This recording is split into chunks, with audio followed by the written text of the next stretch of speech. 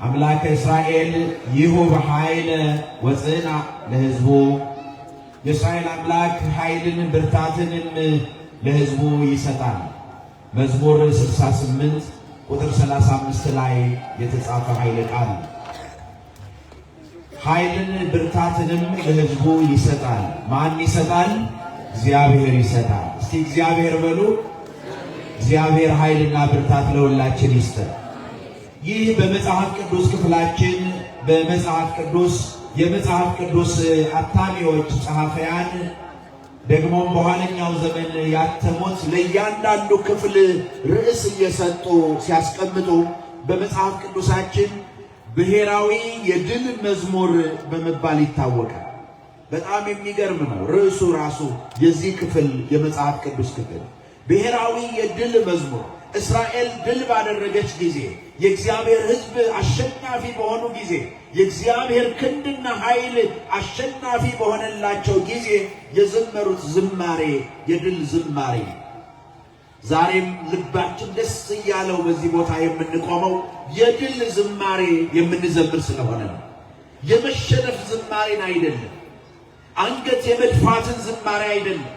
ነገር ግን የድል መዝሙርን ከአባቶቻችን ከነ ቅዱስ ዳዊት ወስደን ደግሞ ከቅዱሳኑ ከሰማዕቱ ከቅዱስ ጊዮርጊስ ሕይወት እንደገና ከኢትዮጵያውያን አባቶች ድል አድራጊዎች አርበኞች ከሆኑት ከእነርሱ ወስደን የድል መዝሙርን ስለምንዘምር በስንክሳር መጽሐፋችን የፋሲለደስ ልጅ የሆነው አብሳቢዎስ የቴዎድሮስ አገልጋይ የሆነው ደግሞ አውስግንዮስ የሚባሉ እነዚህ ሰማዕታት በዛሬው ዕለት ይታሰባሉ። ስለ ክርስቶስ ስለ እውነት ሰማዕት የሆኑ ብዙዎች ይታሰባሉ።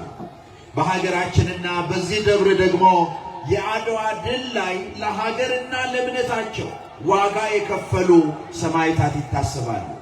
መንግስት ሲቆጥር 130ኛ ዓመት ብሎ ለእኛ መልእክት ይልክልናል። ይሄ ደብር ደግሞ 130ኛ ዓመት ብሎ ይሄንን ዕለት ያከብራል። በምን ምክንያት? ያንን የድል ዜማ እያዜሙ አባቶቻችን የመሰረቱበት ቀን፣ ቤተ ክርስቲያኑን የተከሉበት ቀን፣ የድል በዓልን ያከበሩበት ቀን ነውና ክብርና ምስጋና ለእግዚአብሔር ይሁን። እልል ብላችሁ አመስግኑ። የድላችን ዕለት ነው። ልበ አምላክ ቅዱስ ዳዊት ይሄንን ዝማሬ ሲዘምር በዚሁ በመዝሙር 68 ላይ ቅድም እንዳነሳ ነው በቁጥር 1 ላይ ይትነሳ እግዚአብሔር ወይ ዘረው ጸሩ ነው የሚለው። በቁጥር 1 ላይ እግዚአብሔር ይነሳ ጠላቶቹ ይበተኑ ይላል። የእግዚአብሔር ጠላቶች እነማን ሆነው ነው? የእግዚአብሔር ጠላቶች ጽድቅን የሚጠሉ እነዚያ ይሽሹ፣ ከፊቱ ይሽሹ ነው የሚለው። እውነትን የሚጠሉ ጽድቅን የሚጠሉ ከፊቱ ይሽሹ። የእግዚአብሔር ጠላቶች የተባሉት እነዚያ ናቸው። እግዚአብሔር ሁሉንም ለንስሐ በሩን ክፍት አድርጎ ወደ ቤቱ ወደ ደጁ ይጠራል። ነገር ግን የጽድቅ ጠላት የሆነው ሰይጣን ዲያብሎስ በእነዚያ ልብ ውስጥ የሚዘራው ክፋት እጅግ ሰፊ ነበር። እስራኤልን እንደ እግዚአብሔር ሕዝብ ነጥሎ ለመምታት ከዓለም ለማጥፋት ብዙ ጊዜ ሰይጣን ጥረት አድርጓል። ከነበሩበት ከግብፅ አሳዷቸዋል። ወደ ከነዓን ወደ ምድረ ርስት እንዳይገቡ አድርጓቸዋል። ብዙ ጥረት አድርጓል ከዓለም ለማጥፋት። ዛሬም ብዙዎች በእንዲህ አይነት መንገድ ሲስቱ የነበሩ ነበሩ እና ልበ አምላክ ቅዱስ ዳዊት ምን አለ? አቤቱ በቁጥር 7 ላይ እንዲህ ይላል፣ አቤቱ በሕዝብ ፊት በወጣህ ጊዜ በምድረ በዳም ባለፍክ ጊዜ ምድር ተናወጠች። አያችሁ፣ ከሲና ተራራ ጀምሮ ታቦተ ሕጉን ይዘው የእስራኤል ሕዝብ በሙሉ ሲጓዙ በመንገዳቸው በሕዝብ ፊት በወጣህ ጊዜ ደግሞ በምድረ በዳ ባለፍክ ጊዜ የዚያን ጊዜ አሕዛብ ተሸበሩ ወይም ምድር ተናወጠች። አንተ ባለፍክ ጊዜ እግዚአብሔር ሳያልፍ የማይናወጥ ነገር የለም። እግዚአብሔር ሲነሳ የማይሸነፍ ነገር የለም። ለዚህ ነው በሀገራችን የዛሬውን ዕለት የቅዱስ ጊዮርጊስን አማላጅነት የምናከብረው። ታቦቱ የቅዱስ ጊዮርጊስ በወጣ ጊዜ ዓለም በሙሉ ለሁለት ተከፍሎ የነበረው በተለያየ የዘር ጎራ የነበረውን ነጭና ጥቁር አድርጎ ጥቁሩን ተሸናፊ ነጩን አሸናፊ አድርጎ የነበረውን የዘር ሰንኮፍ ተነቅሎ እንዲወጣ ያደረገው የእግዚአብሔር አሸናፊነት ነው። ክብርና ምስጋና ለእግዚአብሔር ይሁን። እግዚአብሔር የተመሰገነ ይሁን። ከሲና አምላክ ፊት አለ በቁጥር 8 ላይ ከሲና አምላክ ፊት ከእስራኤል አምላክ ፊት ሰማያትን አንጠበጠቡ። ማንም በፊቱ የሚቆም የለም። እግዚአብሔር ሲነሳ እግዚአብሔር ይነሳ ብሎ ነው የጀመረው። ይተነሳ እግዚአብሔር ሲነሳ ከሲና አምላክ ፊት ከእስራኤል አምላክ ፊት ሰማያትም ያንጠበጥባሉ ያዘንባሉ። እርሱ ሲነሳ አቤቱ የሞገስን ዝናብ ለርስትህ አዘንብ ካለ ሰማያት የሚያዘንቡት የሰማያት እንኳን በረከት ለርስትህ አዘነብክ። በደከመም ጊዜ አጸናኸው። አምላክ እስራኤል ይሁን ኃይል ለሕዝቡ ኃይልን ብርታትን የሚሰጥ እግዚአብሔር ስለሆነ ልበ አምላክ ቅዱስ ዳዊት ይሄንን እግዚአብሔርን ለምንድን ነው የምታመልኩት ብለው ሰዎች እንኳን ቢጠይቁ እግዚአብሔር አምላካችን የድነት አምላክ ነው አለ። አምላክ ነሰ አምላክ አድኅኖ አምላካችን የድነት አምላክ ነው። ከሞት መውጣትም ከእግዚአብሔር ነው። ክብርና ምስጋና ለስሙ ይሁን። ከሞት መውጣት አያችሁ፣ አምላካችን እግዚአብሔር የድነት አምላክ ነው። የሚያድን አምላክ ነው። የሰው ኃይል የሰው ክንድ በበረታ ጊዜ እነዚህ የሶስተኛው ዓለም ሰዎች እነዚህ በትልቅ መሳሪያ አይደለም በጥቂት ነገር የሚያልቁ ተብሎ በተገመተበት ዘመን አባቶቻችን ቅዱስ ጊዮርጊስን ከፊት አድርገው የእስራኤልን አምላክ ከፊት አድርገው የኢትዮጵያ ሕዝብ በሙሉ ማርያምን ወተህ ጠብቀኝ ተብሎ በመሪው ተነግሮት ነቅሎ የወጣ ያ ሕዝብ አምላካችን እግዚአብሔር የድነት አምላክ ነው ብሎ ይወጣል። እግዚአብሔር የድነት አምላክ ከሆነ ከሞት መውጣትና ማምለጥ እንኳን በእግዚአብሔር ነው። እግዚአብሔር የሚያስመልጥ አምላክ ስለሆነ ከሞት የሚያሸሽ አምላክ ስለሆነ ስለዚህ ልበ አምላክ ዳዊት እነዚያ የክፋት ሰራዊት በነጭና በጥቁር ለይተው የዘር ሐረግን ደልድለው በራሳቸው መንገድ የተነሱ እነዚያ ሰዎች እነማን እንደሆኑ ሲናገር ምን አለ? በሸምበቆ ውስጥ ያሉትን አራዊት አለ። ምክንያቱም የሰው ልጅ ማሰብ ከሚገባው ከአራዊት አስተሳሰብ በላይ የላቀ በሌለ ፍጡር ከእነዚያ ከፍጡራን ከፍ ባለ ደግሞ በእግዚአብሔር አምሳል የተፈጠረው ማንነቱን መጠቀም ሲችል፣ ነገር ግን በሸምበቆ ውስጥ ያሉ አራዊት በአሕዛብ ውስጥ ያሉት የበሬዎችና የወይፈኖች ጉባኤ ገስጽ አለ።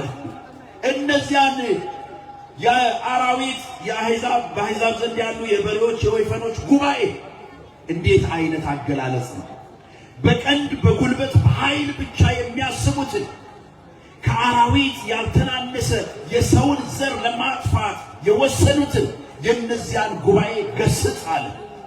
እግዚአብሔር አምላክ የተመሰገነ ይሁን። ዛሬ የሰይጣን ኃይል የሚሰራውን ሌሊት የሚያደባውን ለቀን የሚያሰናዳውን ያንን ሁሉ ወጥመድ የሚሰብርልን አምላካችን እግዚአብሔር ነው። ክብርና ምስጋና ለስሙ ይሁን። እነዚያን ገስጽ አለ። እንደ ብር የተፈተኑት አሕዛብ እንዳይዘጉ ሰልፍን የሚወዱት አሕዛብ እነዚያ ሐሳባቸውን በትናቸዋል። መንክር እግዚአብሔር በላይ ለቅዱሳን ነው። መደምደሚያው ይሄ ነው። እግዚአብሔር በቅዱሳኑ ላይ ድንቅ ነው አለ።